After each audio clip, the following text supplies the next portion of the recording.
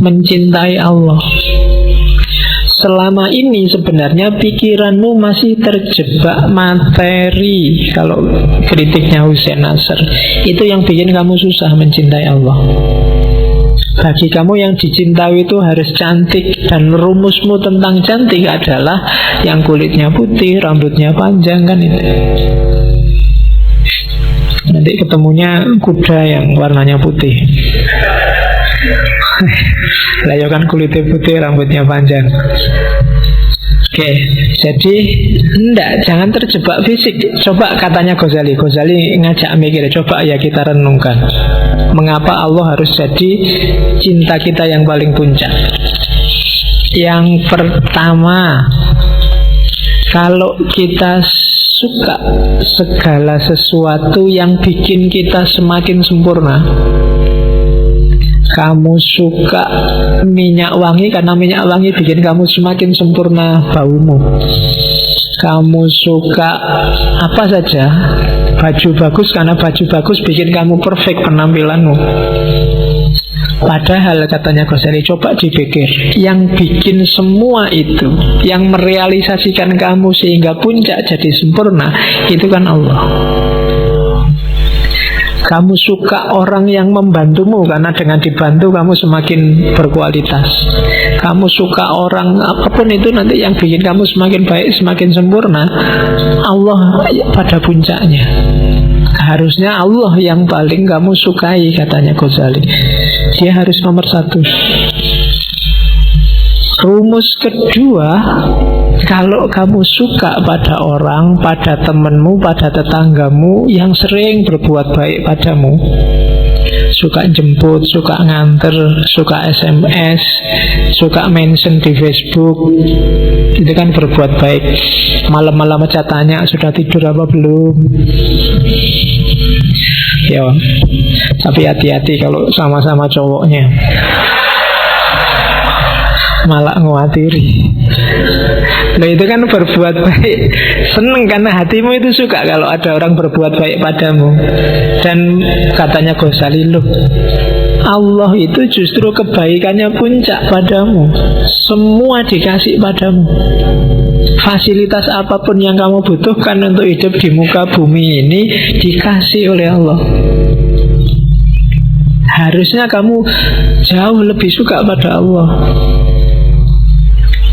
Yang ketiga, katanya, kalau kamu suka pada orang baik, orang dermawan, kalau tadi kan untuk dirimu, untuk orang lain, kamu suka kan lihat orang, wah bagus ya Jokowi itu nolong orang miskin, wah bagus sekali, orang baik di mana-mana kan bikin kamu suka.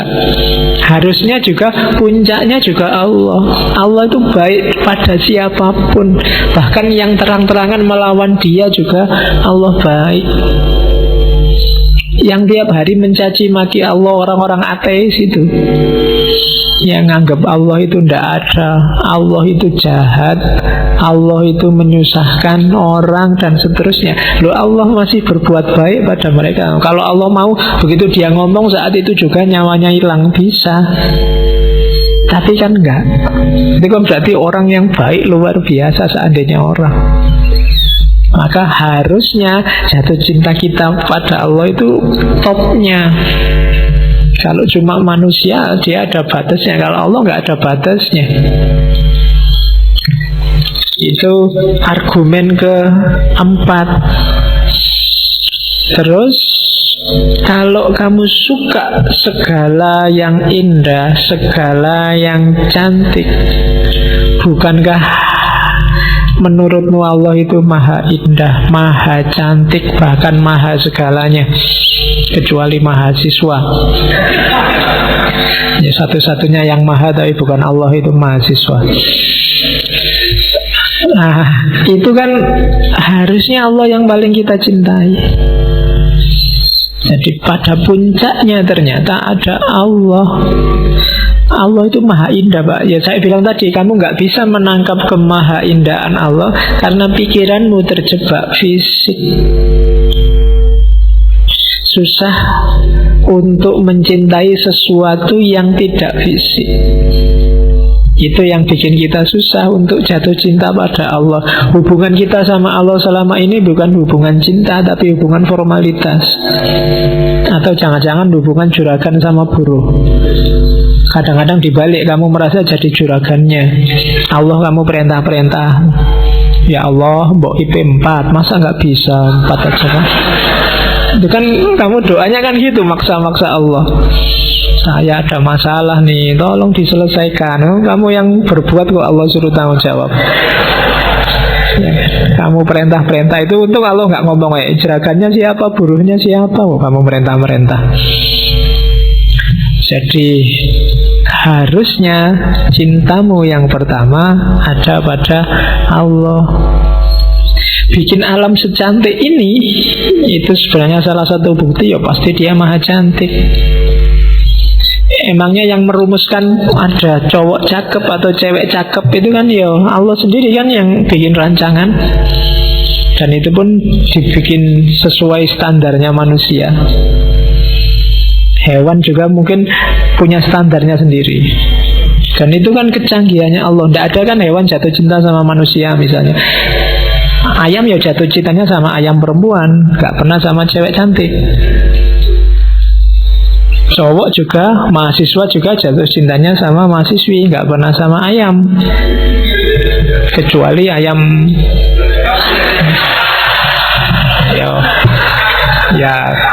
Ya kalau yang itu teorimu lebih canggih. Oke, saya kan gak ngerti yang itu kamu. Kalau di situ saya lugu mas ya. Oke. Terus Oke.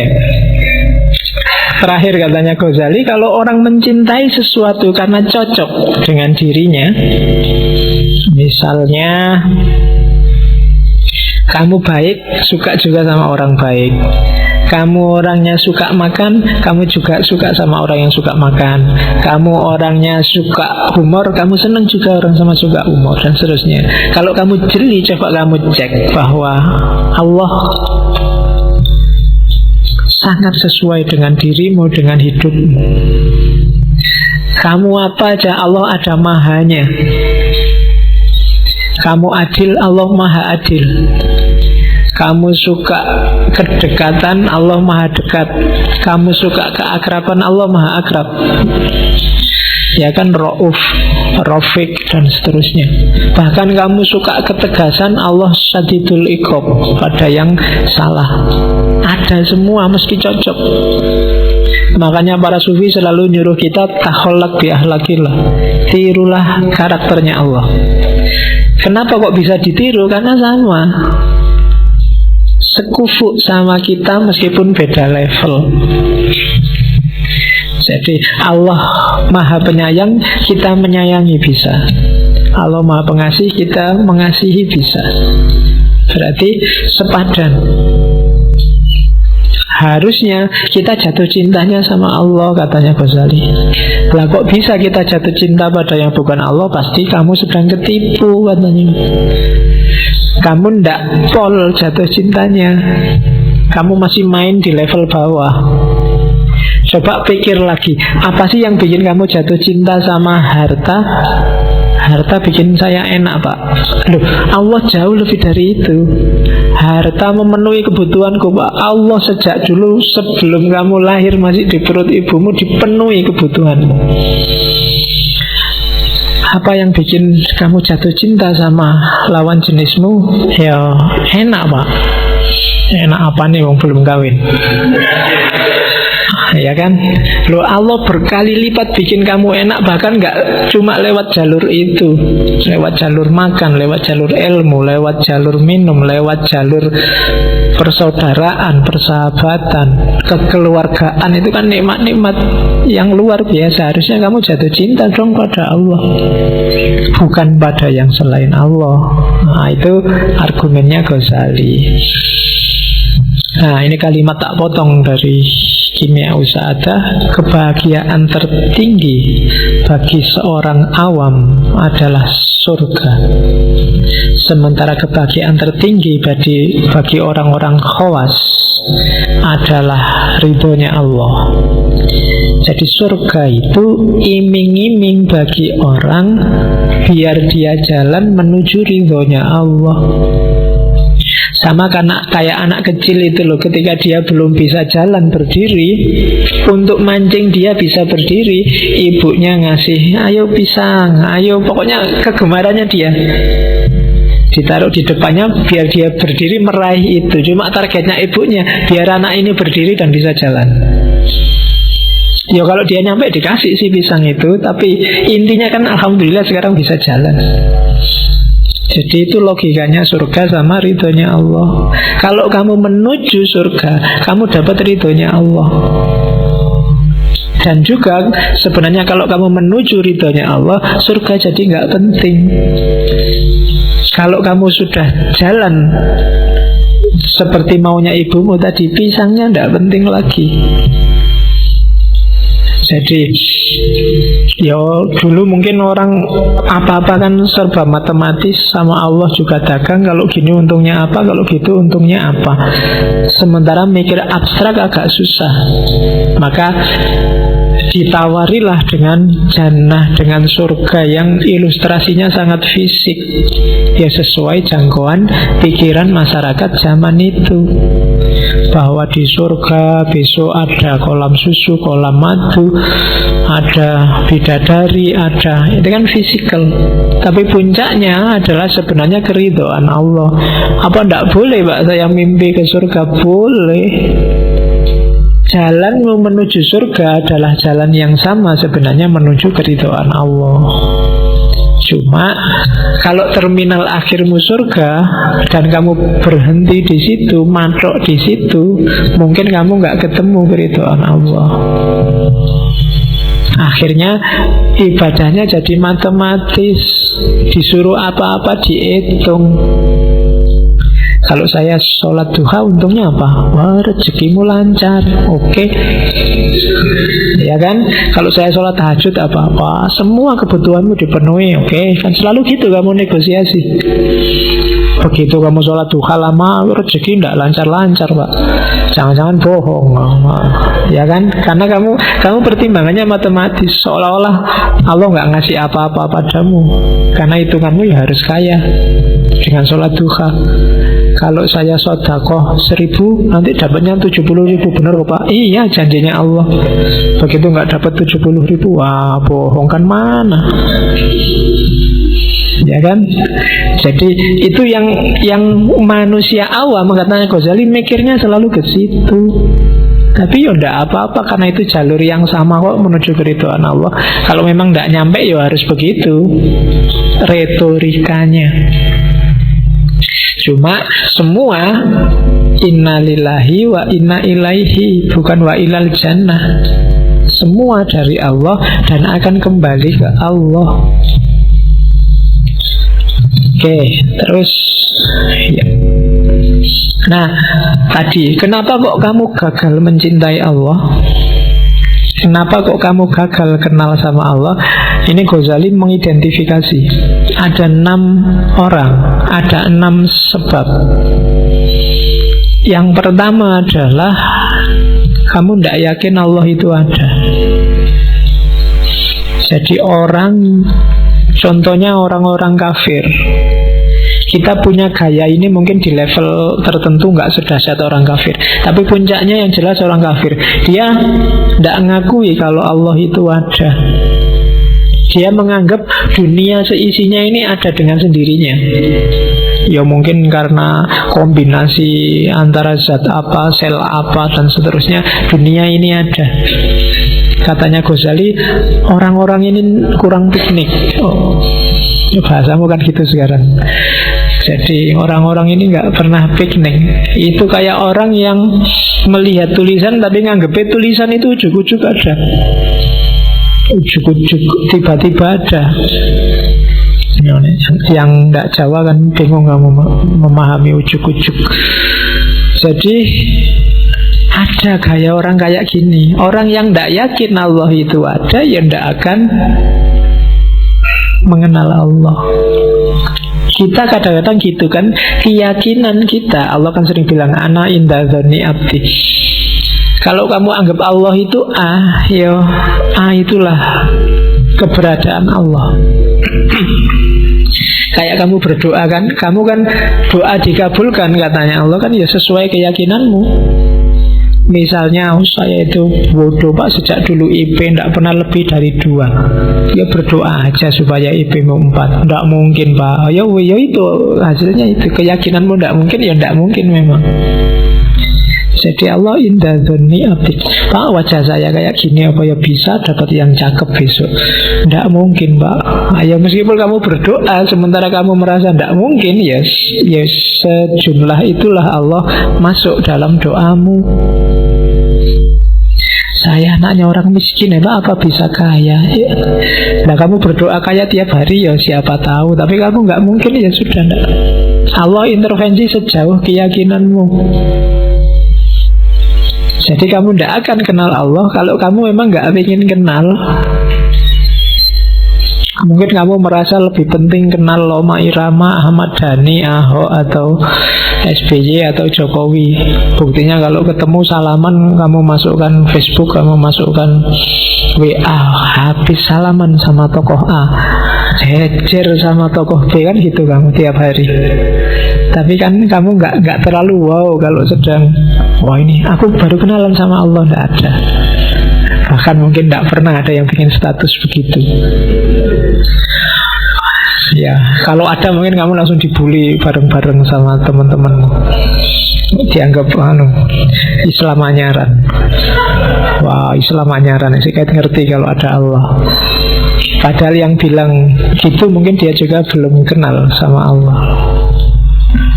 Beda loh, ngerti sama kenal. Kamu bisa merasakan bedanya. Orang yang kenal sama Allah, nanti di atas itu ada orang yang dekat. Makanya orang Islam disuruh muqarabah. Ada orang yang dekat, ada orang yang hanya tahu. Hanya tahu itu dari jauh. Mungkin kamu lihat TV, mungkin kenalmu sama Allah hari ini masih baru hanya tahu. Kalau kamu hanya tahu, Allah juga hanya tahu kamu ada. Kan Allah tergantung caramu mendekati dia. Ada yang sudah kenal itu ya mungkin pernah salaman, pernah akrab tapi terus ditinggal lagi. Ada yang dekat, ada yang akrab, ada yang sampai kawin. Nah, levelmu sama Allah ya silahkan kamu cermati, ada di level apa. Kalau dekat itu kan enak. Makanya kan kemarin ada status di Facebook itu, sholat enggak pernah, puasa enggak pernah, zakat enggak pernah, kok cita-citanya masuk surga. Emangnya punya kenalan orang dalam? Nah, orang dalam yang paling posisinya paling penting itu Allah. Dan Allah sejak lama sudah membuka diri, kenalilah aku. Ya kan, dekatlah padaku. Allah sudah teriak-teriak sejak dulu begitu. Ini kamu cuekin aja. Kamu baru nangis-nangis mendekat kalau pas butuh. Itu pun setengah gak yakin. Setengah gak yakin kan, ya Allah pacarku dikawin orang, apa ya bisa. Karena orang ngeluh gitu. Tapi kamu sebenarnya sedang gak yakin, apa ya bisa dia kembali lagi padaku, wong wis dikawin wong. Loh, kalau Allah mau apa susahnya? Kan ku tunggu jandamu. Loh, neng dungane aja ngono lho ya. Oke, terus sejumlah orang, ada juga orang yang tidak percaya akhirat. Ini juga orang yang susah untuk dia kenal, apalagi cinta sama Allah. Biasanya orang-orang materialistik. Katanya Ghazali, orang-orang ini menganggap diri mereka tidak lebih baik dari hewan atau sayuran. Mereka menganggap diri mereka musnah begitu saja. Kalau mati ya wis entek ceritane. Ada orang yang begitu. Dan yang kayak gini ya tidak mungkin kenal Allah. Seandainya kenal ya tidak ke Allah yang sejati, tapi Allah sesuai kepentingannya. Yang ketiga, ada Allah yang dia kenal, cuma dia sakarepe dhewe. Itu orang yang bilang Allah itu tidak butuh kita, tidak butuh sholat kita, tidak butuh puasa kita.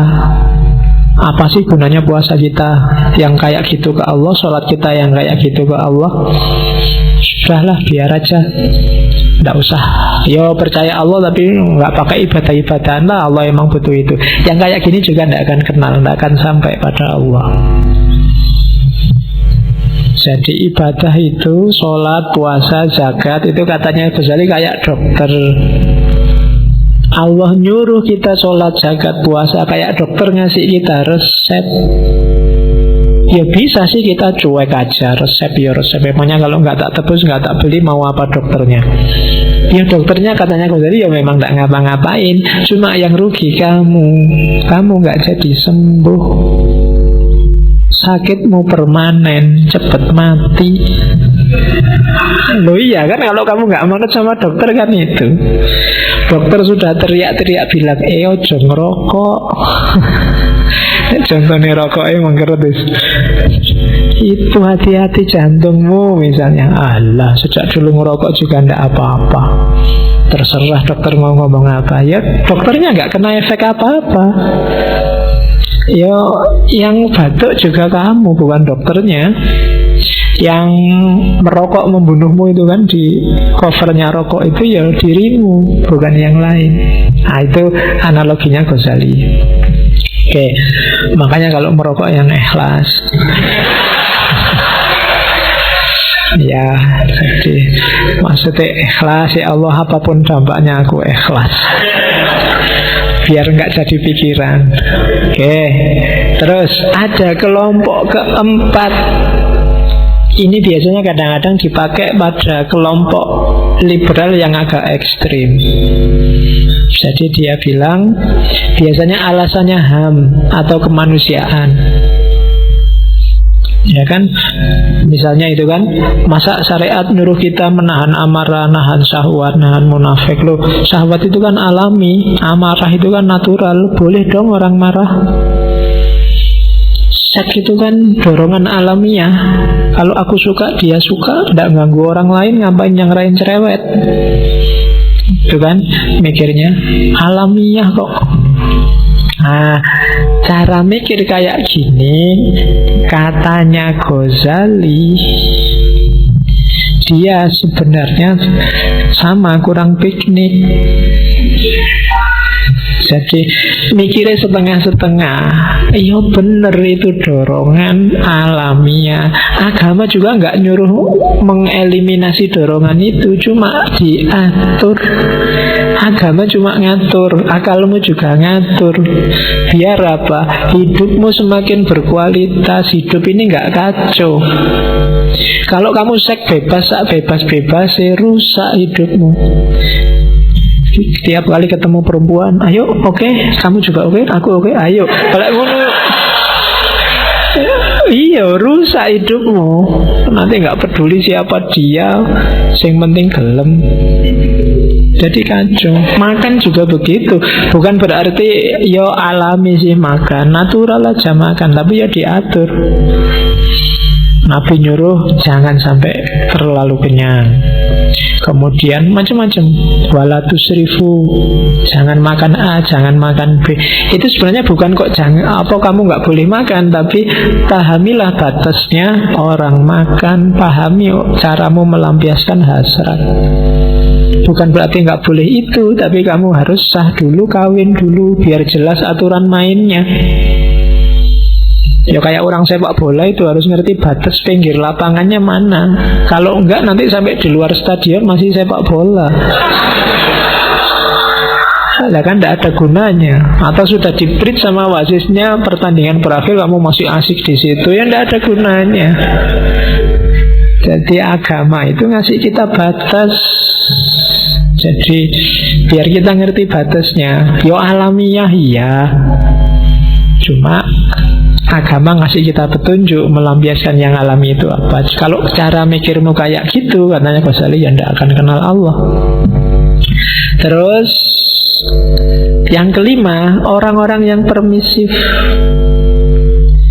Tiap ada apa-apa, tenang aja, Allah Maha Pengampun, Allah Maha Penyayang. Dosa dikit-dikit besok tobat. Kita wudhu atau dosanya rontok misalnya. Yo, bukan berarti ideologi kayak gitu keliru, tapi kalau gayamu kayak gini, kamu tidak akan bisa kenal Allah. Itu kamu seolah-olah meremehkan, seolah-olah nganggep tenang aja lah, kayak dosa ini gampang, orang tuaku itu mudah memaafkan. Orang kayak gini kan biasanya menjebakmu sendiri. Sama Allah juga begitu. Maksiat dikit-dikit, tenang aja, Allah Maha Pengampun. Agak besar dikit, ampunannya Allah lebih luas daripada dosa kita. Meremehkan. Nah itu juga trouble. Kalau mentalmu mental gini, ya tidak akan kenal Allah yang sejati. Yang keenam, ini kebalikan 5 yang atas, orang-orang yang sok soleh. Ini juga trouble. Merasa dirinya suci. Kalau saya sudah bebas dari dosa, dunia tidak bisa lagi nggoda aku wis.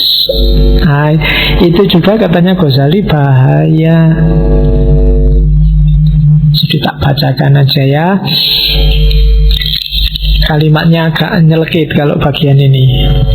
Jadi orang yang ngaku mencapai tingkat kesucian tertentu sehingga merasa dia tidak bisa dipengaruhi oleh dosa. Katanya Ghazali, namun kenyataannya saat orang lain memperlakukan mereka secara tidak hormat saja, mereka akan dendam bertahun-tahun.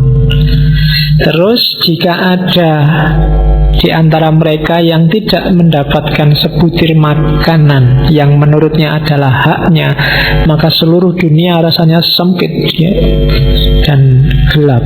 Pokoknya nesu-nesu, merasa haknya dirampok.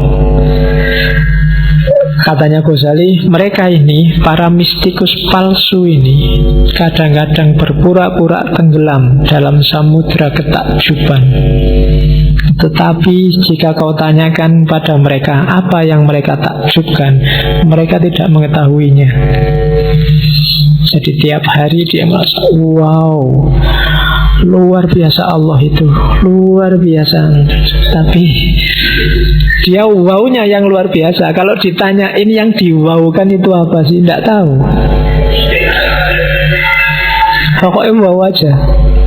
Itu juga trouble katanya Ghazali. Ya tidak kenal Allah kalau ya gitu. Kalau bahasa hari ini mungkin lebay. Lebay Allah nggak segitunya kok. Nggak usah kaget kayak baru kenal Allah kemarin. Sudah lama kita kenal Allah, sudah ngerti kita dengan segala kebesarannya. Jadi ketakjuban-ketakjubanmu simpanlah, tidak perlu lebay, karena kuncinya adalah kenalilah Allah. Kalimat yang terakhir itu Ghazali mau bilang, apapun keadaannya, kita adalah hamba dan Allah adalah majikan kita yang maha kuasa. Ini sebenarnya mau ngeritik orang-orang sufi yang berlebihan sampai ke level bahwa manusia dan Tuhan bersatu. Ini juga tidak akan kenal Allah. Kalau jadi satu ya selesai. Kenal itu kan ini aku, itu kamu, kenalilah aku kenal dirimu. Itu kan kenal namanya. Makrifat itu aku tahu tentang kamu, sesuatu di luar diri kita. Kalau sufi yang agak berlebihan, tasawuf wahdatul wujud, itikat, hulul, itu bisa menjebak orang bahwa manusia sama dengan Tuhan. Maka di kalimat terakhir Ghazali menegaskan, ketahuilah, ingatlah bahwa yang maha kuasa yang menciptakan dan kita adalah hamba yang diciptakan. Jadi sederhananya begitu. Tugas kita kenal, paling puncak adalah ma'rifat. Bukan melenyapkan diri kita atau menganggap kita nggak ada, yang ada hanya Allah, atau apalagi kitalah Allah itu. Berarti tidak butuh kenal kalau hakikatnya sama. Oke, itu yang menghalangi orang dari bahagia karena tidak kenal Allah. Kalau orang punya 6 karakter ini, dia tidak akan kenal Allah. Orang yang tidak kenal Allah tidak akan nyampe pada kebahagiaan yang sejati. Terus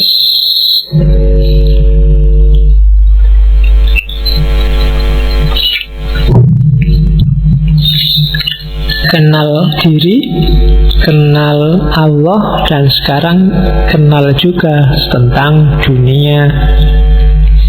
Harus, karena kita hidup di sini. Kalau nggak ngerti ilmu dunia, kita nggak bisa hidup, nggak akan bisa bahagia. Karena kebahagiaan dunia itu imbasnya kebahagiaan akhirat. Kalau di dunia kita tidak bahagia, badaniah tidak bahagia, akhirat tidak akan juga bahagia. Kayak logika di awal tadi. Maka kunci bahagia selain kenal diri sendiri, kenal Allah, juga kenal dunia. Kenal dunia itu targetnya 2, memelihara jiwa dan merawat jasad. Jadi dunia jadi jalan untuk kita bahagia di akhirat. Jiwa harus beres, jasad harus beres. Jasadmu jangan disiksa. Waktunya makan ya makan, minum ya minum. Nggak punya uang ya utang. Ya kan harus begitu. Jangan mau kelaparan, karena itu amanat dari Allah. Begitu jasadmu sehat, ibadah juga enak, cari ilmu juga enak. Kalau jasadmu nggak sehat, belajar cari ilmu apalagi yang kayak gini mesti nggak nyambung.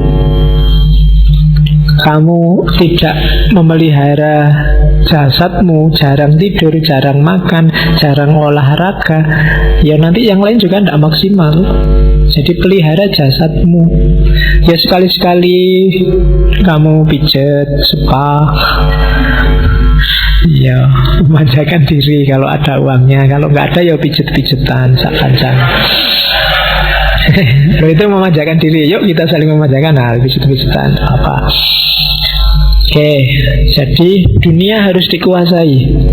Begitu dunia dikuasai, akhirat akan beres. Karena akhirat lebih mudah. Jadi kunci kebahagiaan kenal dunia. Di kimia ada mengenal dunia, saya nggak akan panjang lebar, kamu sudah ngerti caranya. Bahkan Allah membekali kita untuk kenal dunia itu secara instinktif. Kamu nggak perlu mikir, otomatis mesin yang namanya manusia akan nyari pemenuhan kebutuhan jasadnya. Kamu nggak perlu mikir, kalau kamu makan otomatis nyari makanan sendiri. Kalau kamu haus otomatis nyari air untuk minum. Kalau kamu punya hasrat itu otomatis kamu mikir ke sana. Meskipun oleh agama diatur, ya kawin dulu. Belum kawin ya, kalau nggak mampu kamu disuruh puasa kan sama Nabi. Wa man lam yastati' fa alaihi bisawm. Ya, kalau di pondok dulu dipeleset ke fa alaihi bisobun. Oke. Kok kamu ketawa apa ngerti? Iya, nggak apa-apa ya. Ya, jangan salah. Iya lah, hampir semua ketawa. Mungkin kamu sering ya. Hati-hati, harga sabun besok naik loh. Oke, terus jadi itu yang kenikmatan dunia. Nah, Ghazali membahas khusus kenikmatan dunia itu tentang musik. Karena mungkin di era itu ada kritik-kritik terhadap sufi yang pakai musik, pakai puisi, pakai nyanyi-nyanyi. Katanya Ghazali, apa musik itu haram atau halal tergantung yang dibangkitkan apa. Musik itu kan yang disentuh jiwa. Nah, yang dibangunkan dari jiwamu itu apa? Tadi kan jiwamu ada setan, ada malaikat, ada kebinatangan. Kalau yang dibangkitkan yang negatif-negatif, hasrat kebinatangan, maka dia haram. Tapi kalau dia membangkitkan sesuatu yang bikin kamu lebih dekat sama Allah, maka dia halal. Jadi teori musik itu kan selama ini orang debat, boleh nggak musik selawatan pakai musik, kemudian berdoa diiringi puisi biar lebih aman. Kalau bagi Ghazali, asal itu bikin kamu semakin dekat sama Allah, maka boleh. Tapi kalau dengan musik itu yang bangkit dalam jiwamu adalah hasrat-hasrat kebinatangan atau kesetanan, maka jangan. Dengar musik koplo, dengar dangdut yang goyang barbel, goyang apa itu kan, yang bangkit kan pasti enggak. Kamu lihat masuk ingat ya Allah kan enggak mesti. Pasti kalau lihat itu bukan Allah yang muncul di kepalamu kan? Iya. Mestinya isinya kayak gimana ya? Mesti jadi pikiranmu mesti yang aneh-aneh. Nah, yang kayak gitu katanya Ghazali enggak, yang kayak gitu ya haram. Kalau flat Pak, flat itu tidak ada yang bangkit apa-apa, ya standar aja Pak, nyari hiburan. Katanya Ghazali kalau hanya hiburan saja itu boleh. Jadi ya suka aja Pak, misalnya musik klasik Pak, saya tidak tahu Pak, musik klasik itu nggak bangkit apa-apa, malah ngantuk saya Pak. Misalnya, ya katanya Ghazali hanya untuk hiburan itu boleh, tidak apa-apa. Jadi kamu bahagia dengan itu tidak masalah. Katanya Ghazali, ya jangan dikritik lah para sufi yang pakai tari, pakai musik, pakai lagu, itu alami kok. Katanya Ghazali, bahkan unta pun kadang-kadang bisa dipengaruhi dengan musik, dengan lagu. Orang perang aja kadang-kadang pakai tabu-tabuan itu biar semakin semangat. Berarti jiwa bisa dipengaruhi oleh musik, oleh tarian. Maka kuncinya bukan pada musiknya, tapi yang bangkit dalam jiwamu itu apa dengan musik itu. Nah, itu teorinya Ghazali. Terus katanya Ghazali, cuma hati-hati ya kalau syair-syair yang ada kata-katanya. Jangan sampai ada kata-kata, kalimat yang menyesatkan orang. Misalnya kalau di situ contohnya kalimat puitis dalam sufi, misalnya kau berubah dari kecenderungan asalmu. Nah itu kalau kalimat ini maksudnya pada Allah, maka tidak boleh, karena Allah tidak berubah. Biasanya satohat sufi itu sering menjebak ke sini. Yo, satohat itu ekstase, pengalaman puncak kenikmatan, monggo dinikmati sendiri oleh sufinya. Jangan model pertunjukan untuk umum. Karena kalau dipertunjukkan untuk umum sering jadi masalah, katanya Ghazali. Bisa bikin orang sesat dan menyesatkan. Maka musik boleh, tari-tarian boleh, diambil unsur hiburannya saja juga boleh. Cuma kalau ada kalimat-kalimat yang menjebak, hati-hati. Nah, itu teorinya Ghazali. Jadi tidak apa-apa kalian suka musik, suka selawatan, suka lagu dangdut atau lagu rock. Yang tidak boleh lagu yang tidak pakai rock. Ya kan, kalau nggak pakai rock ya jangan, nanti gawat. Karena yang bangkit tidak cuma jempolnya, tapi juga jempol yang lain ikut bangkit, bisa gawat. Oke, terus kejarlah juga kebahagiaan dalam muhasabah dan pikir di kimia usahadah. Muhasabah itu nikmat, kejarlah. Cobalah lakukan muhasabah bolak-balik. Sering saya sarankan, Mbok, sekali-sekali tafakkur muhasabah. Muhasabah itu menghisap dirimu sendiri sebelum besok kamu dihisap. Levelmu level mana? Syukur-syukur kamu jajal ya, 1 bulan ini belilah buku, terus nyanyi malaikat rokib sama atid. Tulislah kalau mau tidur, hari ini tadi kira-kira aku punya dosa apa ya. Tulis. bisa. Itu bahan untuk muhasabah. Kok bisa ya aku punya dosa kayak gitu ya? Jangan-jangan aku ini sudah tadi ngobrolku kebanyakan ya, akhirnya salah ngomong, jangan-jangan temanku sakit hati, ditulis.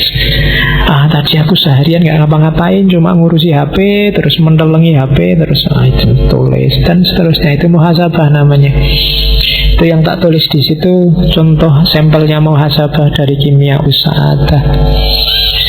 Wahai jiwaku, tujuan hidupmu hanya satu.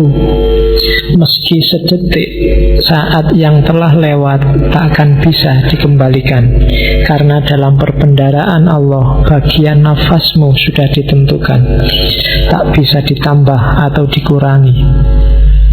Saat kehidupanmu telah berakhir, tak ada lagi laku batin yang dapat kau jalani. Karena itu, apa yang bisa kau kerjakan, kerjakanlah sekarang. Haraplah skripsimu, tesismu, tugasmu sekarang. Lelayo, waktunya nggak bisa balik. Jadi nggak bisa kamu nunggu 4 tahun kok terus ditulis lulus 2 tahun. Tetap ditulis 4 tahun, waktunya nggak bisa balik. Jadi kerjakanlah. Perlakukanlah hari ini layaknya hidupmu telah habis, dan hari yang akan kau jalani hanyalah bonus yang dianugerahkan Allah yang Maha Rahim. Jadi meskipun belum dapat surat peringatan, anggap saja sudah mau di DO. Jadi ngarape serius. Anggap aja waktumu hari ini itu sudah bonus. Harusnya kamu sudah selesai kemarin-kemarin. Itu muhasabahnya mahasiswa semester tua. Ya kamu hitung-hitung sendiri lah ya, dihisap sendiri dirinya, kamu sudah bisa. Itu muhasabah. Kalau zikir, katanya Ghazali ada 2 jenis zikir.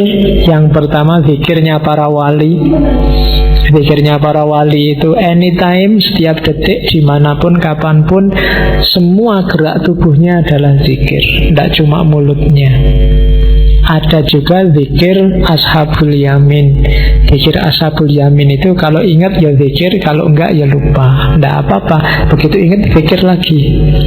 Tapi terus sibuk apa, lupa lagi, ingat lagi, tidak apa-apa. Orang kayak gini masih sangat baik, namanya ashabul yamin. Yang jelek adalah orang yang melupakan zikir atau secara sengaja memang tidak mau berzikir.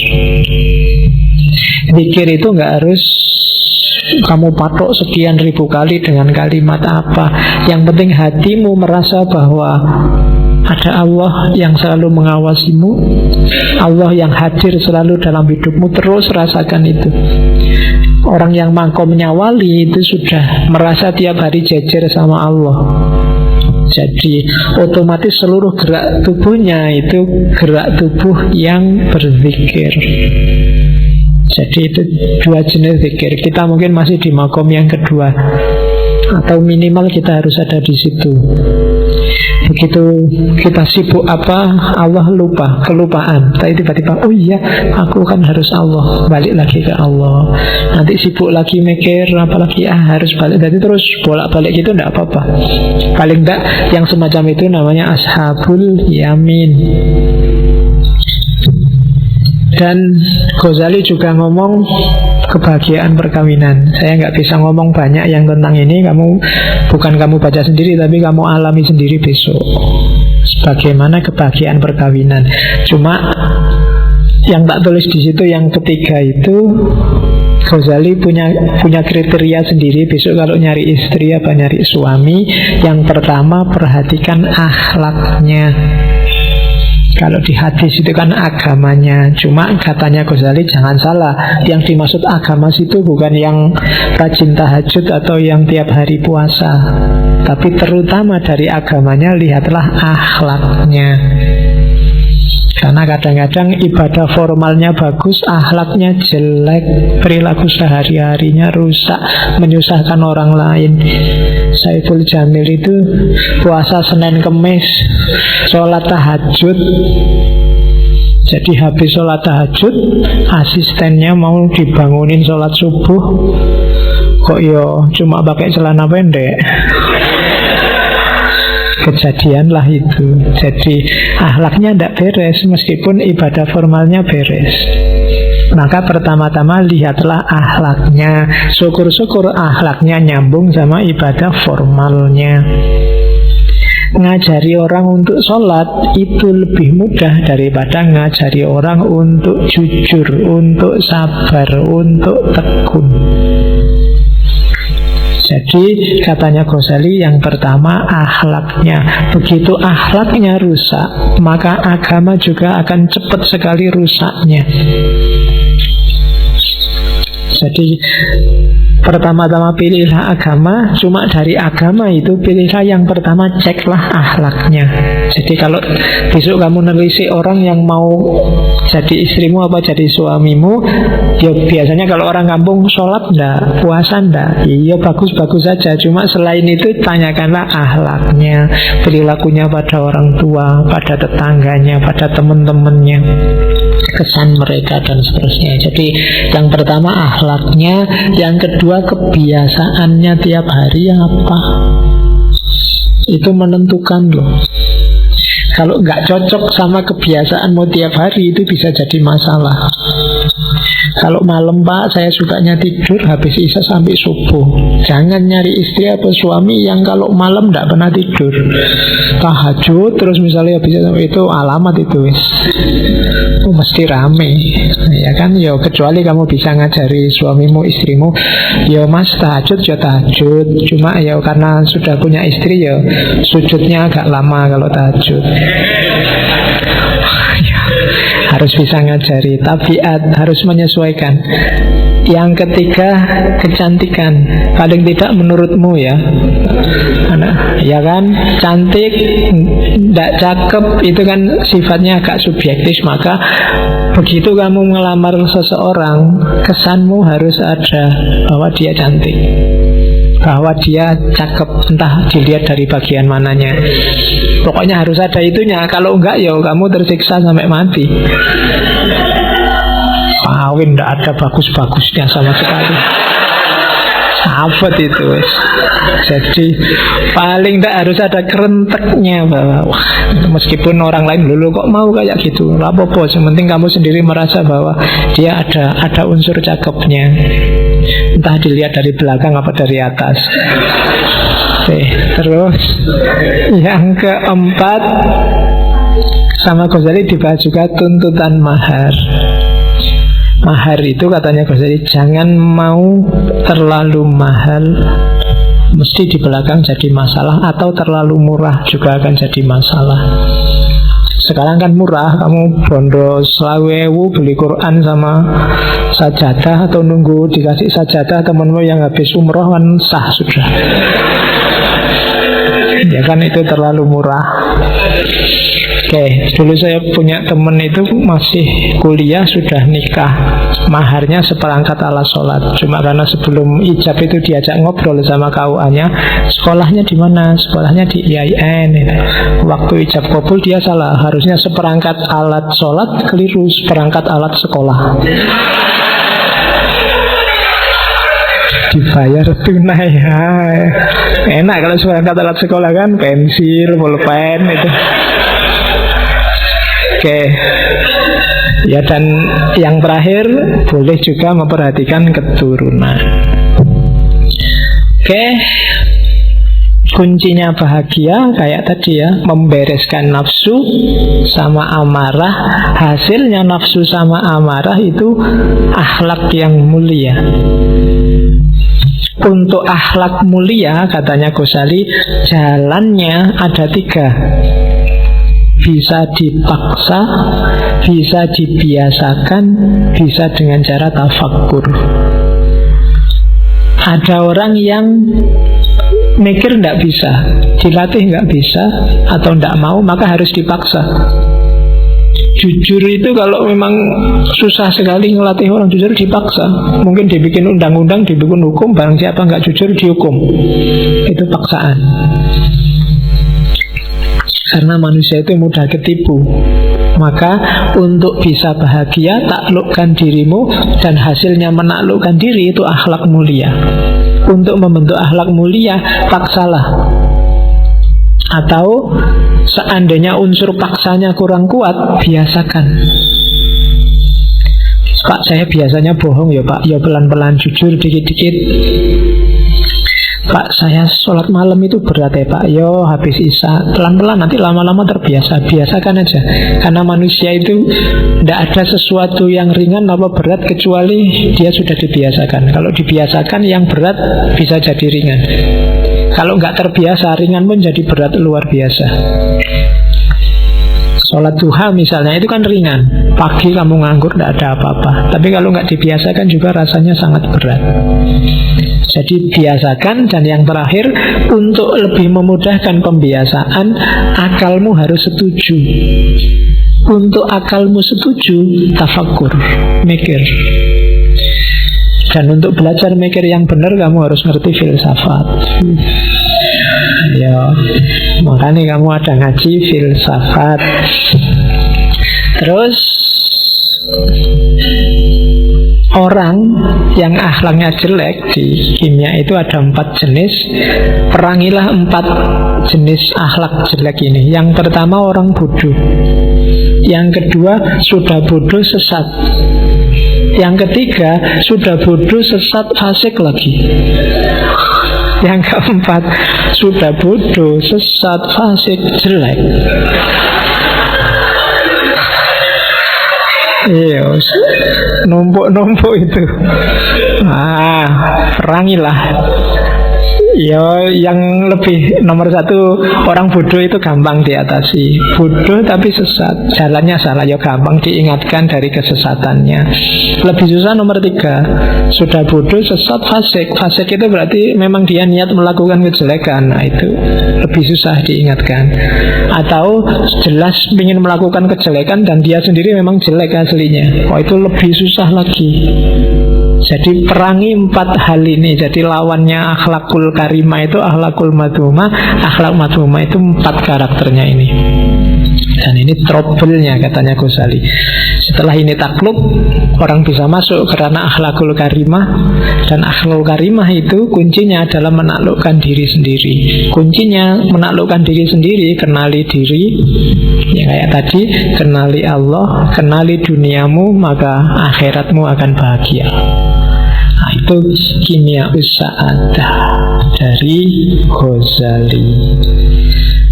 Oke, sudah jam 10. Alhamdulillah Ghazali selesai.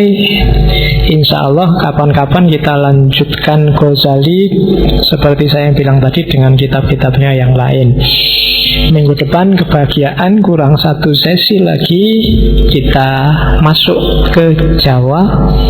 Kita ketemu dengan filsafat kebahagiaannya Ki Ageng Suryo Mentaram. Kalau Ki Ageng Suryo Mentaram memang dikenal dengan teorinya tentang bejo. Kita minggu depan kita belajar bejo yang bukan karena tolak angin. Kita nyari bejo yang sejati. Oke. Saya kira itu, kurang lebihnya mohon maaf. Wallahu a'lam bishawab, wallahul muwaffiq, wal afwu minkum. Wassalamualaikum warahmatullahi wabarakatuh.